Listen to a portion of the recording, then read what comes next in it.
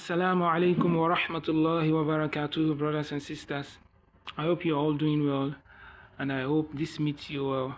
May Allah rectify our situation, may Allah accept our worship, and may Allah be pleased with us and grant us Jannah on the day of judgment. Ameen.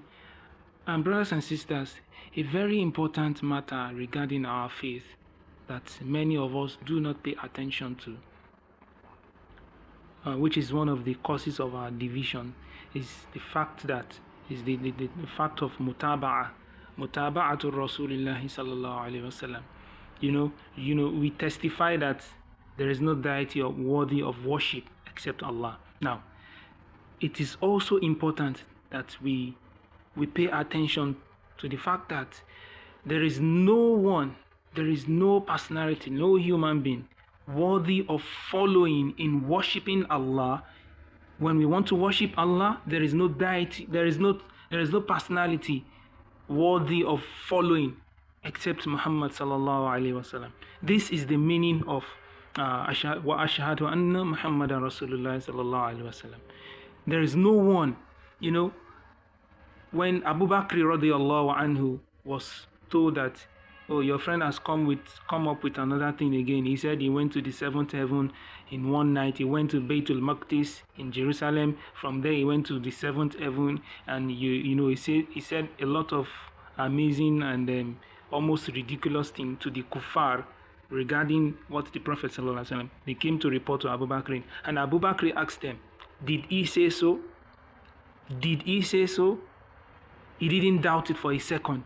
And he said, I believed it. If it is Muhammad who said that, I believed it. This is how we are supposed to be Muslims. We should follow the Prophet ﷺ without an iota of doubt.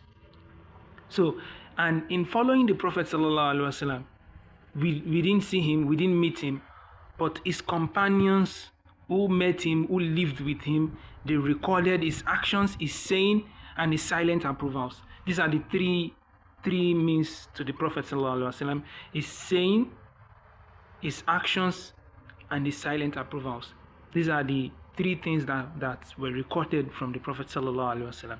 So the companions are very important regarding linking us to the Prophet ﷺ. So that's where the word Salaf comes in. The companions are our Salaf. Many people, when they hear the word Salaf or Salafiyya or Salafi, they think it's a new sect. No, it is not. It's just a word. It's just a word that differentiates between those who practice Islam according to the understanding of the first Muslims, and those are the people who are the best. They are the certified. They are most qualified in the sight of Allah. They are most qualified to be followed in the sight of Allah. So, because Allah said it in the Quran, He said, "As-sabiquna al-awwaluna min al-muhajirin wal-ansar wal-ladhina taba'uhum bil-ihsan radiyallahu anhum wa radu anhu." As-sabiquna al-awwaluna min al-muhajirin wal-ansar. The first and foremost people, min al-muhajirin wal-ansar, that is from the muhajirun, those who migrated from Mecca to Medina, wal-ansar, and the ansar, those who assisted them, who accommodated them when they came to Medina, radiyallahu anhum. Allah is pleased with them. So Allah has already certified them. We know that there are about 10 of them whom they've been given the good news of Jannah from this dunya, the Ashara Mubasharul bil Jannah.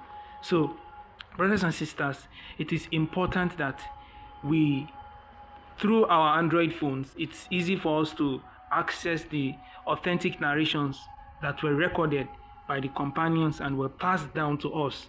And so, it's ridiculous when you find people today with different kinds of heresies, new types of worship that is not known by the companions. The question we want to ask is that, do you think you can worship Allah more than the companions? Those who participated in the Battle of Badr, they fought while they were fasting. How many of us can go to war during Ramadan? How many? I'm not sure I can do that. Fighting in Ramadan, I don't have energy to even do my daily chores, my daily task. Not to talk of going to war. I'm not saying I don't believe in it. But I'm saying their iman is far greater than ours. So, and Allah is pleased with them. A lot of things, they have a lot of virtues. So, and someone will come today and think, oh, we can also, there are some people who have some virtues too. There are some imams, there are some shuyukh that have some virtues like the companions. Subhanallah, this is a very, very, very great heresy. The companions, Rasulullah sallallahu alaihi wasallam said regarding his companion, he said, if any one of you should spend the like of the mountain of Uhud in charity, in sadaqah, it will never be equal to the handful of grain given in sadaqah by a companion. The smallest and the weakest of the companion is better than the best of us today. Everything we do today, we wouldn't have been doing them except through narrations from the companions. They came up with the narrations that brought salat. They came up with they recorded the narrations that brought fasting. Everything we do today, they recorded it, and without them, if not for them, though that's all in the plan of Allah anyways, but Allah used them. So we can't those whom Allah used to preserve the deen, because Christianity is not preserved. The Injil is not preserved. In fact, the religion of Christianity has no link. That's one of their issues. They don't have a link between themselves and their early Christians.